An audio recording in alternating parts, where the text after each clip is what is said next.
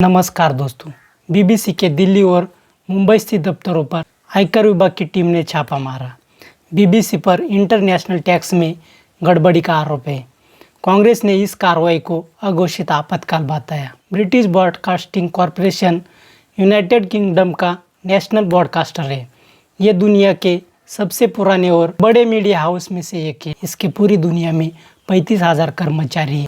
यह 40 भाषाओं में खबरें प्रकाशित करता है। 18 अक्टूबर 1922 को बीबीसी की शुरुआत एक प्राइवेट कंपनी के तौर पर हुई। 1926 में इसे यूनाइटेड किंगडम ने सरकारी संस्था बना दिया। तब से लेकर आज तक बीबीसी रॉयल चार्टर के तहत संचालित होती है। हालांकि अपनी कवरेज के लिए यह पूरी तरह से स्वतंत्र है। रॉयल चार्टर में बीबीसी का उद्देश्य भी लिखा है। इसके मुताबिक बीबीसी को यूनाइटेड किंगडम के सभी हिस्सों पूरी दुनिया की समझ बनाने के लिए विधिवत, सटीक और निष्पक्ष समाचार, करंट अफेयर्स और तथ्यात्मक प्रोग्रामिंग करना चाहिए।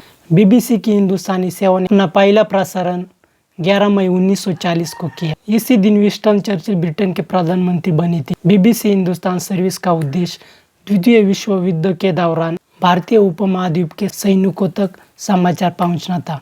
बांग्लादेश की लड़ाइयों या इंदिरा गांधी की हत्या या फिर और बड़ी अंतर्राष्ट्रीय घटना, कई मौके पर बीबीसी ने सबसे पहले खबर दी, जिससे लोगों का भरोसा बना। 2001 में बीबीसी हिंदी.com की शुरुआत हुई और फिर अन्य भारतीय भाषा जुड़ती गई। बीबीसी की ज़्यादातर फंडिंग एक सालाना टेलीविजन फीस से आती है। ब्रिटेन की संसद ग्रांट के जरिए इसकी फंडिंग करती है।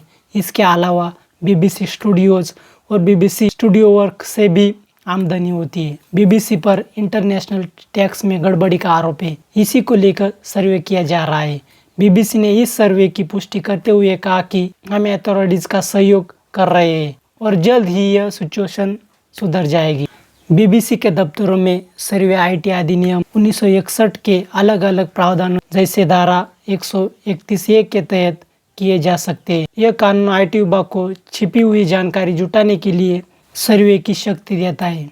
इसके तहत ऑफिशियल खाते की जानकारी, दस्तावेज, नकदी, स्टॉक या अन्य कीमती सामान की जांच करने किसी भी कैंपस में प्रवेश की अनुमति देता है। बीबीसी ने एक documentary India the Modi question जारी की थी। बीबीसी डॉक्यूमेंट्री में गुजरात दंगों में प्रधानमंत्री नरेंद्र मोदी की भूमिका पर सवाल उठाए थे। डॉक्यूमेंट्री केवल 2002 के दंगों के बारे में नहीं थी। यह 2002 से 2023 तक और विशेष रूप से 2014 से भारत की यात्रा के बारे में थी।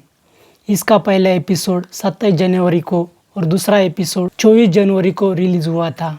भारतीय विदेश मंत्रालय के प्रवक्ता अरंदिम बागची ने 20 फरवरी को कहा था कि हमारी राय में ये एक प्रोपोगेंडा पीस है। इसका मकसद एक तरह से नैरेटिव को पेश करना है जिसे लोग पहले ही खारिज कर चुके हैं।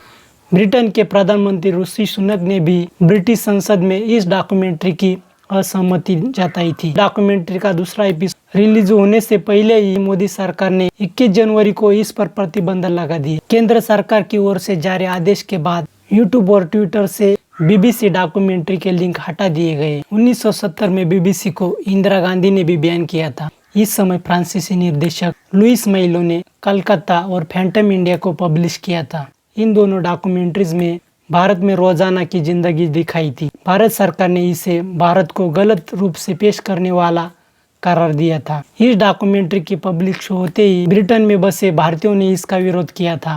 विरोध का यह स्वर दिल्ली पहुंचा और प्रधानमंत्री इंदिरा गांधी को इसकी जानकारी मिली। इंदिरा गांधी ने बीबीसी का दिल्ली दफ्तर बंद करवा दिया।